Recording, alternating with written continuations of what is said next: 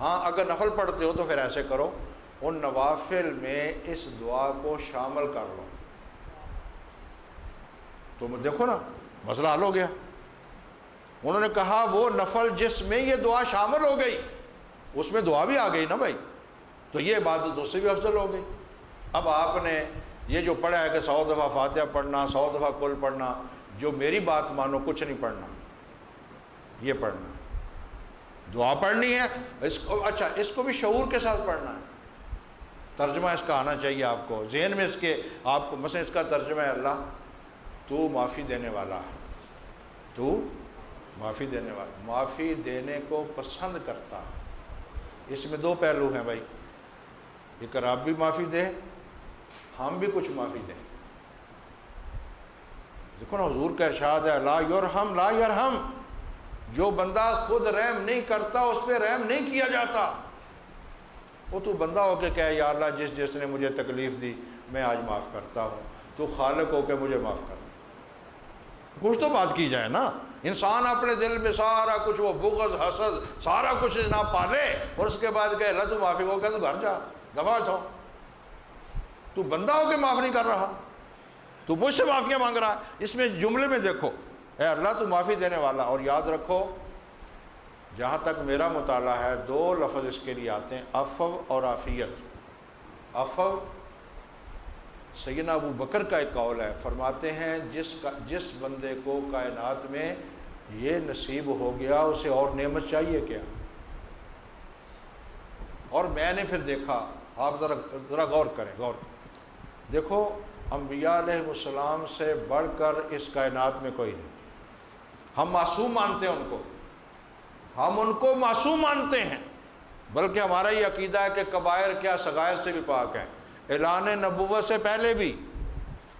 لیکن آپ ذرا قرآن مجید اٹھا کے دیکھیں، سیدنا آدم سے آپ شروع ہوں حضور تک آئیں، کوئی پیغمبر ایسا نہیں ہے جو اللہ پاک سے معافی نہ مانگے، بلکہ میں آپ سے گزارش کروں گا، اس کائنات کے تاجدار سرور عالم ہیں، آپ نے جو عرفات کے میدان میں دعا کی ہے نا وہ چھپی ہوئی ہے، ذرا وہ پڑھ کے دیکھیں، یعنی میں اس دعا کو پڑھ نہیں سکتا یار، ایسے لگتا ہے کہ کائنات کا سب سے بڑا گناہگار شخص یہ ہے۔ اور یہ جو آپ نے پڑھا نا، یہ جو اقبال نے لکھا کہ اد نگاہ مصطفیٰ پنہاں بگیر، اصل یہ سارا پیچھے سے چلا آ رہا ہے۔ امام زین العابدین کا پڑھیں آپ، شیخ سعدی نے لکھا کہ حرم کعبہ میں ہم نے دیکھا ایک بندہ سنگریزوں پر سر رکھ کے رو رہا ہے، یا اللہ اگر میں معاف نہ کرے تو اندھا کر کے قیامت کو کھڑا کری، تو کہتے ہیں سر اٹھایا تو حضور شیخ عبد القادر جیلانی تھے۔ یہ کیا لوگ ہیں؟ اور یہ پیچھے سے چلا آ رہا ہے۔ ہمارے اندر بھی اللہ کرے کو شرم آئے، کو حیا پیدا ہو رب کریم کی، اور ہم محسوس کریں کہ اگر میں نے کسی کے ساتھ زیادتی کی میں رب کریم کی بارگاہ کیسے جاؤں گا؟ اسی کو تقویٰ کہتے ہیں۔ اور یہ آج کا مسئلہ نہیں، یہ سارا پیچھے کا مسئلہ ہے۔ آپ اگر یار پہلا واقعہ قرآن کا پڑھ لیں، پہلا واقعہ وہ ہے ابلیس اور آدم کا، پہلا واقعہ پڑھ لیجیے۔ یار ابلیس نے دلائل دیے، آپ سارے صاحب شعور ہیں، غور کر، ابلیس نے 2-4 دلائل دیے تھے کہ آدم دلائل نہیں دے سکتا۔ بلکہ میں ایک حدیث میں واقعہ پڑھا، اور آپ کبھی وہ پڑھ لیں، ایک واقعہ ہوا حضرت موسیٰ علیہ السلام کا اور حضرت آدم کا، اور بیان بھی رسول پاک نے کیا کہ حضرت موسیٰ علیہ السلام نے کہہ دیا تھا حضرت آدم کو کہ تمہیں کیا ہو گیا تھا، نہ دانا کھاتے نہ مصیبتوں میں ہم پھنستے۔ وہ موسیٰ علیہ السلام ہے نا بھائی، ان کا جملہ ہے قرآن میں نہیں الا فتنتک، وہ رب کریم کو کہہ دیتے ہیں جملے، ہم کون ہیں یار؟ تو اللہ تعالیٰ ان پہ خوش ہوتا ہے، ان کو ایک مقام دیا نا، عظمت دی۔ حضرت موسیٰ علیہ السلام نے آدم کو کہا کہ آپ نے یہ کیا کر دیا؟ تو آگے سے وہ بھی آدم علیہ السلام ہے نا ماشاءاللہ، انہوں نے فرمایا موسیٰ تیرے علاوہ کوئی اعتراض کرتا تو مجھے کوئی دکھ نہ ہوتا، تو رازوں سے واقف ہے۔ تورات تجھ پہ فرمایا تورات تجھ پہ نازل ہوئی؟ جی نازل ہوئی۔ اس میں کیا لکھا ہے؟ فرمایا اس میں لکھا ہے کہ آدم سے پیدا ہونے سے پہلے اتنے 1000 سال پہلے ہم نے لکھا تھا کہ آدم یہ دانہ کھائے گا۔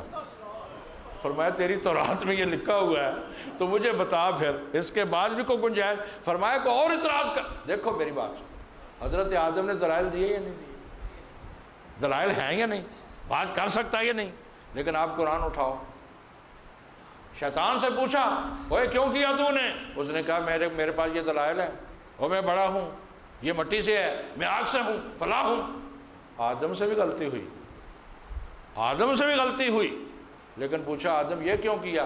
ربنا ظلمنا انفسنا وان لم تغفر لنا. مالک تو ہی ہے، غلطی ہو گئی معافی دے دے. یار پہلے سے بھی اونچا مقام دے دیا.